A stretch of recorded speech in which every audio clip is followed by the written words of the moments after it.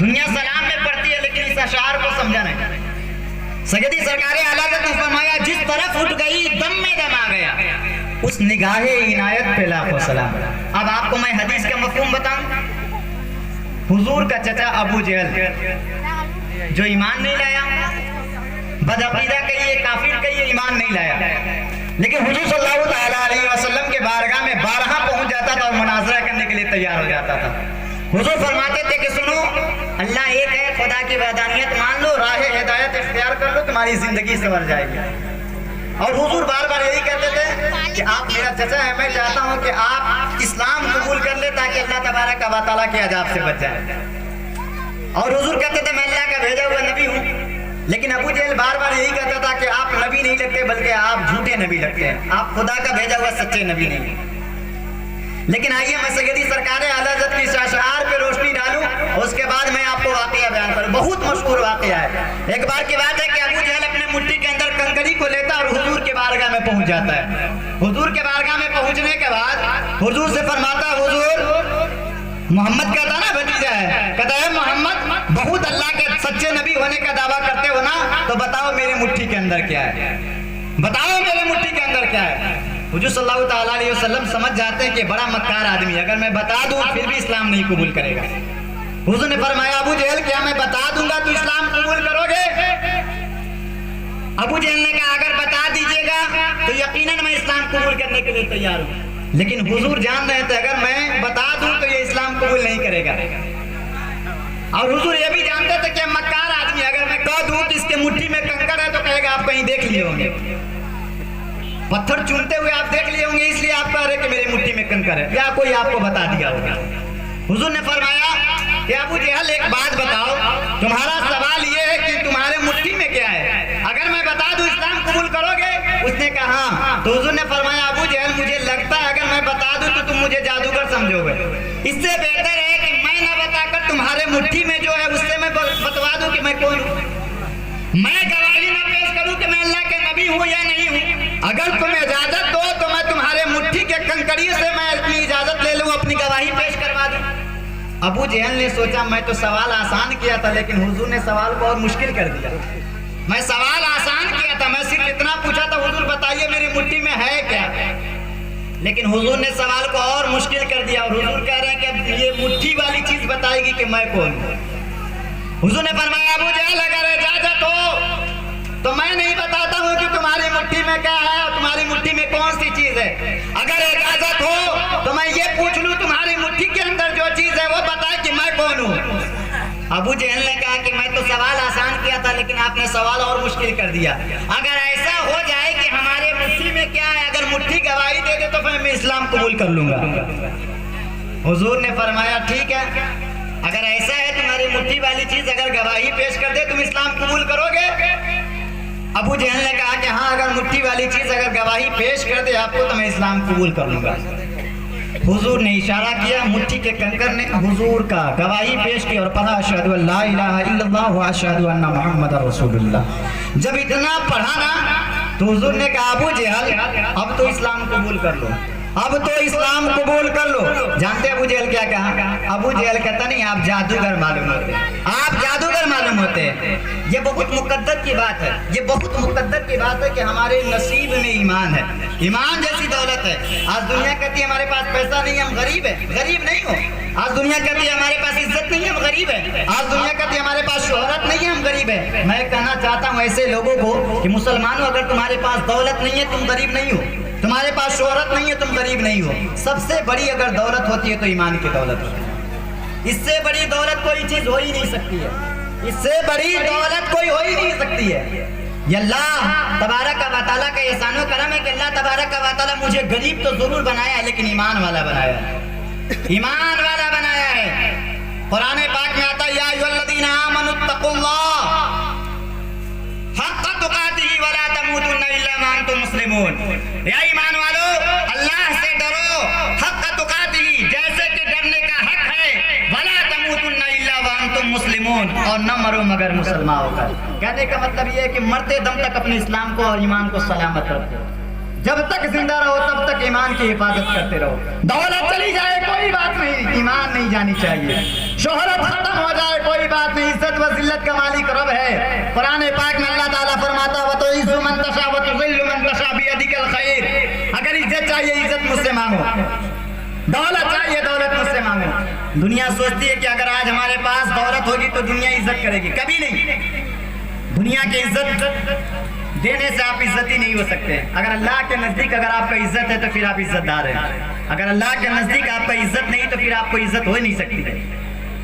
دنیا لاکھ آپ کی عزت کرے لیکن خدا کے نزدیک اگر آپ کا عزت نہیں تو پھر کوئی فائدہ نہیں دنیا کی عزت کرنے سے، کوئی فائدہ نہیں۔ آج دنیا مجھے اچھا کہے کہ مولانا اچھے ہیں، حافظ اچھے ہیں، قاری اچھے ہیں، اگر اللہ کے نزدیک ہم اچھے نہیں تو پھر آپ کا اچھا کہنا کوئی فائدہ نہیں ہو سکتا۔ ہمیں دنیا کے سامنے اچھا نہیں بننا، ہمیں اللہ کے سامنے اچھا بننا ہے۔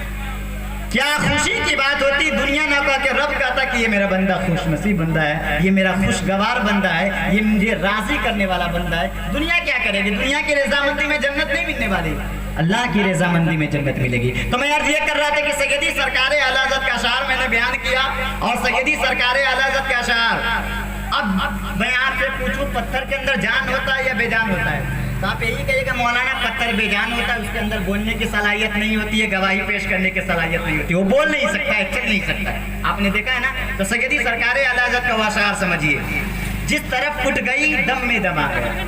حضور کی سیرت کو بیان کر رہے، جس طرف اٹھ گئی دم میں دم آ گیا، اس نگاہ عنایت پہ لاکھوں سلام۔ حضور نے صرف پتھر کی طرف اشارہ کیا تھا، پتھر بتا میں کون ہوں، بے جان پتھر کے اندر جان آ گئی، اور پتھر نے گواہی پیش کی حضور آپ اللہ کے سچے نبی ہیں۔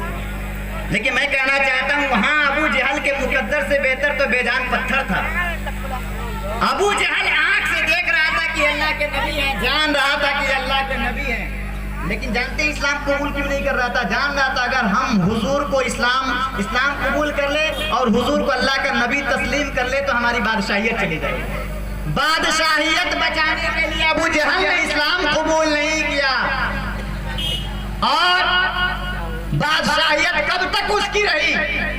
جب تک حضور کی نبوت کا اعلان نہیں ہوا تھا تب تک بادشاہیت اس کی سلامت تھی، لیکن جب حضور کی نبوت کا اعلان ہو گیا، حضور کے جانے والے بے جانثار صحابہ ہو گئے، تو حالت یہ ہوئی کہ ابو جہل کو مکے سے نکالا گیا، ابو جہل کی بادشاہیت بھی چلی گئی، ابو جہل کی شہرت بھی چلی گئی۔ میں کہنا چاہتا ہوں آج دولت مند انسان اس فکر میں رہتا ہے اگر میں راہ ہدایت اختیار کر لوں گا، اللہ کے راستے اختیار کر لوں گا، نبی کے راستے کو اختیار کر لوں گا، تو ہو سکتا ہے کہ ہماری دولتیں ختم ہو جائے گی، ہو سکتا ہے کہ ہماری شہرتیں ختم ہو جائے گی۔ نہیں مسلمانوں، میں تمہیں بتانا چاہتا ہوں بے جان پتھر کی قسمت دیکھو۔ بے جان پتھر نے جب میرے حضور کا گواہی پیش کیا، وہی حضور ہے اس پتھر کو آزاد کر دیتے ہیں، اور پتھر آج بھی اللہ کا فضل ہے کہ پتھر آج بھی آزاد ہونے والی چیز ہے۔ میں ان لوگوں سے بتانا چاہتا ہوں جو لوگ یہ سوچتے ہیں اگر حضور کے راستے کو اختیار کر لیں گے، شریعت اسلام کو اگر اپنی زندگی میں لا لیں گے تو دولت ختم ہو جائے گی، شہرت ختم ہو جائے گی، عزت ختم ہو جائے گی۔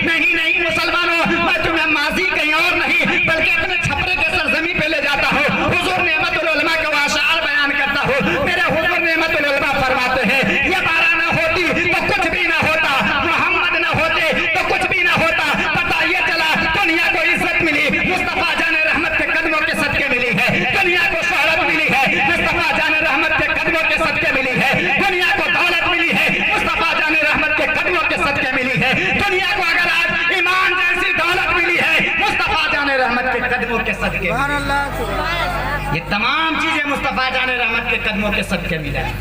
خالی اشعار سننے سے نہیں ہوگا، اشعار کے اندر آپ سمانے کے بعد اس اشعار کو سمجھنے کی کوشش کیجیے۔ اشعار کہتا کیا ہے؟ مزید اشعار ہے، علامہ اقبال کا وہ اشعار آپ نے بارہا سنا ہوگا، کی محمد سے وفا تو نے تو ہم تیرے ہیں، کی محمد سے وفا تو نے تو ہم تیرے ہیں، یہ جہاں چیز ہے کیا لوح و قلم تیرے ہیں۔ پتا کیا چلا؟ آج دنیا سوچے ہم نماز پڑھ لیے، نماز سے جنت حاصل کر سکتے، کبھی نہیں۔ آج دنیا یہ سوچے کہ میں پوری زندگی عبادت کر لوں جنت مل جائے گی، کان کھول کے سن لو مسلمانوں، پوری زندگی نماز پڑھ لو، اگر دل میں عشق رسول نہیں تو تمہاری عبادتیں قبول نہیں ہو سکتی ہے۔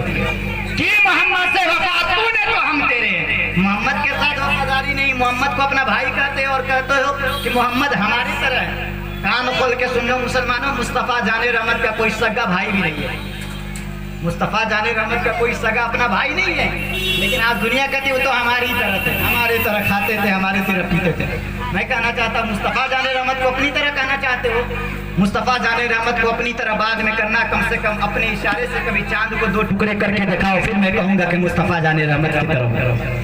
مصطفیٰ جان رحمت کو اپنی طرف کہتے ہو؟ مصطفیٰ جان رحمت نے تو ڈوبا سورج کو پلٹا دیا مولا علی کے لیے۔ کیا تم بھی اپنے انگلی کے اشارے سے ڈوبے سورج کو بلا سکتے ہو؟ کبھی نہیں ہو سکتا ہے۔ کان کھول کے سنو مسلمانوں، یہ معجزہ جو ہے نا، میں نے جو اشعار پڑھا، چمک تجھ سے پاتے ہیں سب پانے والے، میرا دل بھی چمکا دے چمکانے والے۔ واہ سیدی سرکار اعلیٰ حضرت کو سمجھا کیجیے، سیدی سرکار اعلیٰ حضرت نے اشعار میں کیا سمجھانا چاہا؟ چمک تجھ سے پاتے ہیں سب پانے والے۔ دنیا میں جتنے نبی آئے ہیں نا، اگر سب کو چمک ملی ہے تو میرے حضور کے قدموں کے صدقے۔ آدم نبی ہیں لیکن ہمارے نبی سے افضل نہیں ہو سکتے۔ خالی سیدی سرکار اعلیٰ حضرت کے اشعار پہ ہی روشنی ڈالی ہے۔ سیدی سرکار اعلیٰ حضرت فرماتے ہیں سب سے اعلیٰ وہ اعلیٰ ہمارا نبی، سب سے اعلیٰ وہ اعلیٰ ہمارا نبی، سب سے بالا والا ہمارا نبی، سارے اچھوں میں اچھا کہیے جسے ہے اس اچھوں سے اچھا ہمارا نبی، سارے اونچوں میں اونچا کہیے جسے ہے اس اونچوں سے اونچا ہمارا نبی، اور سب چمک والے اجلوں میں چمکا کیے اندھے شیشوں میں چمکا ہمارا نبی، اندھے شیشوں میں چمکا ہمارا نبی۔ آج ہم اور آپ کہتے ہیں کہ حضور ہمارے طرح ہے۔ آدم نے کبھی نہیں کہا کہ حضور ہمارے طرح ہے، نوح نے کبھی نہیں کہا کہ حضور ہمارے طرح ہے، پورے نبی کی تاریخ پڑھ لیجئے، کوئی نبی نہیں کہا کہ حضور ہمارے طرح ہے۔ موسیٰ علیہ السلام اللہ کی بارگاہ میں دعا کرتے تھے، جب حضور کی بات سنے نا، حضور کی ذکر سنے تو اللہ کی بارگاہ میں دعا کرتے تھے، پروردگار مجھے موسیٰ نبی بنا کر نہیں بلکہ مصطفیٰ جان رحمت کا امتی بنا کر پیدا کر۔ ایک نبی امتی ہونے کے لیے دعا کرے۔ بہت مقدر کی بات ہے کہ اللہ تبارک و تعالیٰ نے ہمیں امت محمدی بنایا، بہت فخر کی بات ہے۔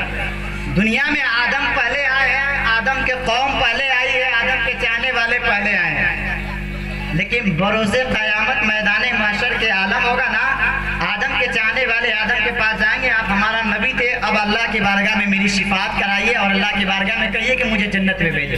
آدم کا جانتے ہیں جب آپ کیا ہوگا، اذهبوا الی غیری، میں کچھ نہیں کر سکتا، کسی دوسرے کے پاس چلے جاؤ۔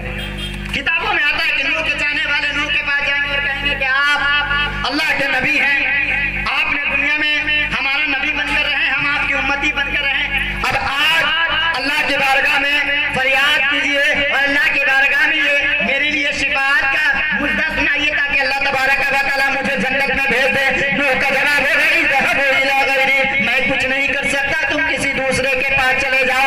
پتہ یہ چلا کہ دنیا آدم کے پاس جائے گی، آپ مجھے جنت میں بھیجے، آدم کہیں گے اذهبوا الی غیری، میں کچھ نہیں کر سکتا، کسی دوسرے کے پاس چلے جاؤ۔ دنیا نوح کے بارگاہ میں آئے گی، نوح کا جواب یہی ہوگا اذهبوا الی غیری، وہاں سے لوگ حضرت ابراہیم کے بارگاہ میں پہنچیں گے، کہیں گے آپ اللہ کے خلیل اللہ ہے، آپ اللہ کے دوست ہیں، آج اللہ کی بارگاہ میں میرے لیے شفاعت کا موجزہ سنائیے تاکہ اللہ مجھے جنت میں بھیج دے۔ حضرت ابراہیم علیہ السلام کا جواب ہوگا اذهبوا الی غیری، میں کچھ نہیں کر سکتا، تم کسی دوسرے کے پاس چلے جاؤ۔ نفسی نفسی کا عالم ہوگا۔ آدم کے چاہنے والے آدم کے بات کو مانا، لیکن میدان محشر میں آدم کے پاس جب جا رہے ہیں تو آدم کا جواب اذهبوا الی غیری، میں کچھ نہیں کروں گا، کسی دوسرے کے پاس چلا جاؤں۔ کتابوں میں آتا ہے کہ آدم کے چاہنے والے بھی جمع ہوں گے، نوح کے چاہنے والے، وقت نہیں کہ مزید وضاحت ہونے کی تیزی کے ساتھ بتاؤں، جتنے پیغمبر دنیا میں آئے ہیں نا، ساری پیغمبر جمع ہوں گے، اور ساری پیغمبر کے ساتھ ساتھ سارے پیغمبر کی قوم جمع ہوگی، سارے پیغمبر کی قوم جمع ہوگی، سارے پیغمبر کی امتی جمع ہوگی۔ آدم کے امتی یہ سوچے کہ دنیا میں ہمارے نبی پہلے آئے تھے، اب جنت میں جانے کی باری ہے، آدم کے امتی پہلے جائیں گے۔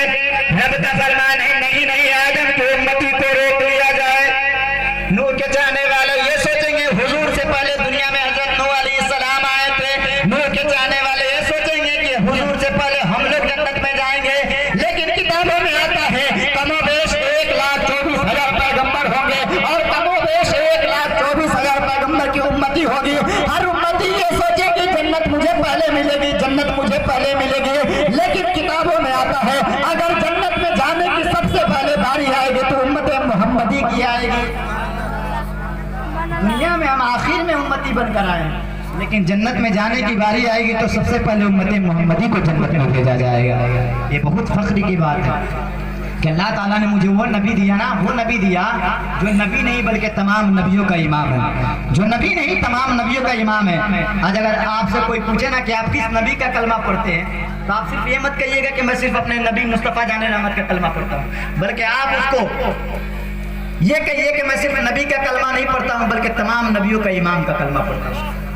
میں جس کا کلمہ پڑھتا ہوں اس کا کلمہ نبیوں نے پڑھا ہے، اس کا کلمہ نبیوں نے پڑھا ہے۔ آدم کے چاہنے والے آدم کا کلمہ پڑھا، لیکن آدم کا کلمہ لا الہ الا اللہ محمد الرسول اللہ۔ نوح کے چاہنے والوں نے نوح کا کلمہ پڑھا، لیکن نوح کا کلمہ لا الہ الا اللہ محمد الرسول اللہ۔ حالت یہ ہوتی تھی جو نبی ہوتے تھے نبی کی امتی نبی کا کلمہ پڑھتی تھی، لیکن ہر نبی میرے نبی کا کلمہ پڑھتے تھے، ہر نبی میرے نبی کا کلمہ پڑھتے تھے۔ تو سیدی سرکار اعلی حضرت نے کیا فرمایا؟ چمک تجھ سے پاتے ہیں سب پانے والے۔